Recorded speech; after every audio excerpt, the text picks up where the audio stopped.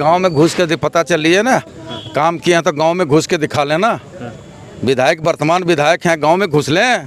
जनता के साथ जो धोखा उन्होंने किया है, कतई पूरे झारखंड में इस तरह कोई विधायक नहीं किया होगा। कि जनता को केवल ठगने और छलने का काम किया, केवल गुमराह करने का काम किया है। जमानत बचाने की लड़ाई लड़ रहे हैं, वो जीतने की लड़ाई नहीं, जमानत बचाने की लड़ाई लड़ रहे हैं। अपनी हाथ है और अपने पीठ को थपथपा रहे हैं, तो उसमें कौन आश्चर्य की बात है। जनता किसी का पीठ थपथपावे तब न। अरे भाई, यहाँ के गोमिया के विधायक को यह पता नहीं कि व्यवहारिक तौर पर आपने अखबारों के माध्यम से देखा होगा कि गोमिया में अगर पानी की समस्या है तो महामहिम राज्यपाल के यहाँ पानी मांगने जाते हैं। भाई साहब, राज्यपाल कब से पानी देने लग गए। गोमिया विधानसभा में दूसरे चरण में जो है मतदान होना है। हमारे साथ झारखंड मुक्ति मोर्चा के उम्मीदवार योगेंद्र प्रसाद हैं। योगेंद्र प्रसाद महतो जो है, उनका इतिहास पुराना रहा है। जो राजनीति से जुड़े हैं, जो गोमिया की राजनीति को समझते हैं, वो इनको बखूबी जानते हैं, इनसे परिचित होंगे। इस बार जो समीकरण है वो बिल्कुल बदला बदला सा है। एक तरफ एनडीए है यानी कि आजसू और बीजेपी, दूसरी तरफ जो है इंडिया अलायंस है यानी कि झारखंड मुक्ति मोर्चा, कांग्रेस और आरजेडी जो है एक साथ चुनाव लड़ रहे हैं। दोनों तरफ से जो है अपने अपने दावे किए जा रहे हैं। लेकिन इस बार जो है जनता किसके पक्ष में है, एनडीए की तरफ है या इंडिया अलायंस की तरफ है, किसके मुद्दे में ज़्यादा दम है। हमारे साथ उम्मीदवार खुद योगेंद्र प्रसाद हैं, जो बताएंगे कि यहाँ जो हवा बह रहा है, यहाँ का जो हवा का रुख है वो किसकी तरफ है, किनकी बात या फिर के लोग ज़्यादा किससे प्रभावित हो रहे हैं। जनसंपर्क लगातार आप साध रहे हैं। योगेंद्र जी, क्या अब तक समझ में आ रहा है? बहुत कम वक्त रह गया है। नहीं, मैं 19 साल से गोमिया को समझ चुका हूँ और यही गोमिया की धरती है कि 2014 में झारखंड मुक्ति मोर्चा का खाता यहाँ से खुला और 38,000 वोटों से खाता खुला। 2018 में जब हमें राजनीतिक षड्यंत्र के तहत फंसा करके मेरी सदस्यता ले ली, उपचुनाव हुआ। उपचुनाव में मेरी पत्नी यहाँ से खड़ी हुई, ठीक है, और एक घर से निकल करके सीधे चुनावी मैदान में हमारी धर्मपत्नी आई और यहाँ की जनता उनको जिताने का काम किया। तो इसलिए मैंने कहा कि गोमिया को हम 19 वर्षों से समझे हुए हैं और एक एक गली, एक एक मोहल्ला, एक एक पंचायत हम प्रत्येक दिन 24x7 आना जाना करते हैं। हम यहाँ के समझ चुके हैं और समझा हुआ है और जनता निर्णय ले चुका है कि हमको 20 तारीख को करना क्या। 5 साल का लंबोदर जी का जो कार्यकाल है, उसमें गोमिया को कहाँ पाते हैं आप? मैंने कहा कि केवल भरोसे और उम्मीद और झूठे आश्वासनों पर गोमिया के जनता को ठगने और छलने का काम किया है। मैंने कल ही एक बाइट पर कहा था कि एक सियारी पंचायत है जहाँ एक असना पानी टोला है, जहाँ 2019 में बिजली हमने दिया था, हमारी पत्नी जब थी तो दिया था, और कांसी टाड़ दोनों अगल बगल है। और 2019 में बिजली का एक तार गिरा हुआ है तो आज तक जोड़ नहीं पाए हैं और सैकड़ों बार उसके लिए पत्रों अखबारों में अपनी सुर्खियाँ बटोरने के लिए उसको क्या भी अतिशीघ्र होगा, हम करवाएंगे, लेकिन आज तक नहीं हो पाया। इसलिए कहा है कि केवल वो झूठे आश्वासनों में, उम्मीदों पर जनता को ठगने और छलने का काम किया और जनता बखूबी अब उनके चरित्र को जान चुकी है और इस चुनाव में उनको उचित जवाब देने का काम करेगी। लोग बोल रहे हैं कि इस बार जो है मुकाबला कांटे की टक्कर का है, आपको क्या लगता है? गांव में घुस के पता चल रही है ना, काम किए हैं तो गांव में घुस के दिखा लेना। विधायक वर्तमान विधायक हैं, गांव में घुस लें। जनता के साथ जो धोखा उन्होंने किया है, कतई पूरे झारखंड में इस तरह कोई विधायक नहीं किया होगा।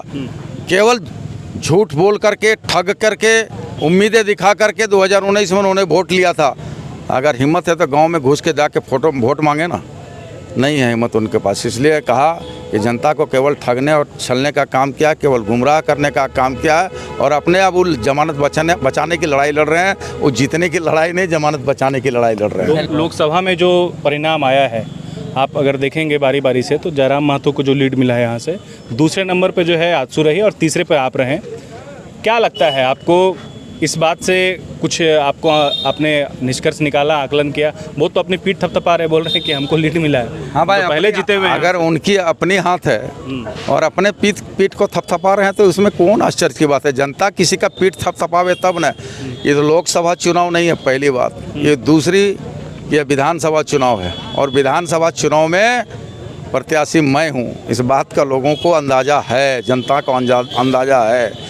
प्रत्याशी जितने हैं, जब तक गिनती नहीं होता है तब तक सब जीतते रहते हैं। जिस दिन चुनाव का परिणाम आता है उस दिन सबको पता चल जाता है कि हम कितने ताकत है और हमारी कितने जनता हमारा शुभचिंतक है और कितने मतों से मत हमको मिला है।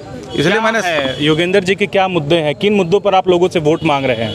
मैंने कहा कि हमारी सरकार 5 सालों में जो सेवा किया, जो 17 सालों में भारतीय जनता पार्टी एनडीए की सरकार रही, जो 17 वर्षों में नहीं कर पाई, हमारी सरकार 5 वर्षों में उन विषयों को पूरा करने का काम किया है। और हमारी सेवा लक्ष्य रहा कि निरंतर पति पत्नी बेटा हम लोग हर सुख दुख में जनता के बीच में रहें और जन समस्याओं को लेकर के मुखर रहें। आज जिस जगह पर खड़े हैं वह तत्कालीन सरकार के द्वारा इसको नगर परिषद क्षेत्र घोषित कर दिया गया था। यहाँ के विधायक सांसद दोनों डबल इंजन एक ही पार्टी के हैं, लेकिन उसको समाप्त करने का, उसके विरोध करने के विरोध नहीं कर पाया और उसके लिए जनता को गुमराह करने के लिए वो हाईकोर्ट में पीआईएल कर दिए। अरे भाई, पीआईएल से केवल विधायक चलेगा, सांसद चलेगा, धरना से केवल चलेगा? तो जनता आपको जो इतनी ताकत दिया है, विधायक बना है, तो निश्चित तौर पर उस ताकत को पहचानिए और उस ताकत के साथ आगे बढ़िए।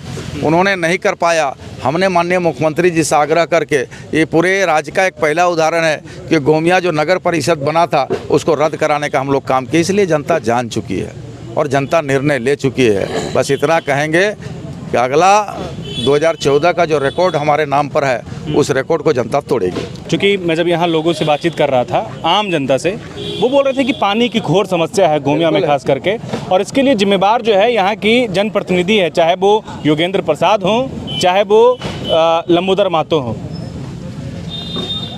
एक बात बताइए, सवाल आप लोग किससे पूछते हैं? सत्ता में जो है उससे पूछते हैं। आज सवाल किन से पूछा जाता है?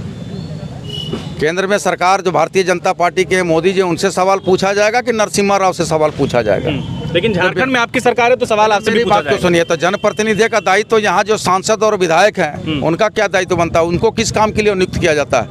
उनको किसका, घर में आराम करने के लिए या अपने बाल बच्चों का बेहतर भविष्य के लिए, कि जनता की सेवा के लिए? आखिर उनको जो पहला बार सांसद बना 5 साल का, दूसरी बार जिताए और लगातार 5 साल विधायक रहे, तो जन समस्याओं को लेकर के वो मुखर क्यों नहीं हो गए?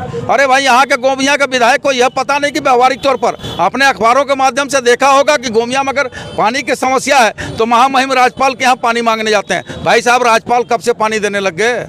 ये तो बता दो। जिनको संवैधानिक ज्ञान नहीं है, रह गया पानी की समस्या, हमने किया है दूर कई जगहों पर। यही स्वांग उत्तरी जलापूर्ति योजना जो हम खड़े हैं वो मेरा दिया हुआ है, असना पानी जलापूर्ति योजना मेरा दिया हुआ है, कठारा जलापूर्ति योजना मेरा दिया हुआ है, खमरा जलापूर्ति योजना मेरा दिया हुआ है। और गोमिया का जिस जगह का बात कर रहे हैं, गोमिया का भी डीएमएफटी फंड से 5.5 करोड़ का योजना माननीय मुख्यमंत्री के निर्देश पर वो टेंडर हो चुका है, उसका काम भी शुरू हो गया है। और जो बचे खुचे काम है 23 तारीख के बाद उस बचे खुचे काम को हम पूरा कर देंगे। हम लोग स्थापित नेता हैं, झूठ बोल कर राजनीति नहीं करते। एक चीज़ वो जनता से बोल रहे हैं ज़्यादा करके लंबोदर जी, कि जिस व्यक्ति की सदस्यता कोयला वाले मामले में चली गई थी, उस व्यक्ति को आप लोग कैसे चुनिएगा, कैसे वोट कीजिएगा? तो षड्यंत्रकारी लोग हैं। अभी हमने कहा कि षड्यंत्रकारी लोग हैं। षड्यंत्र करके हेमंत जी को भी फंसाया, अंदर करने का काम किया, सिल्ली के विधायक को भी अंदर करने का काम किया, ममता को भी, ब्राह्मगढ़ के विधायिका को भी अंदर करने का काम किया। मेरे साथ भी षड्यंत्र किया, और षड्यंत्रकारी लोग यही लोग हैं। TheFollowUp.in, like, share and subscribe. www.thefollowup.in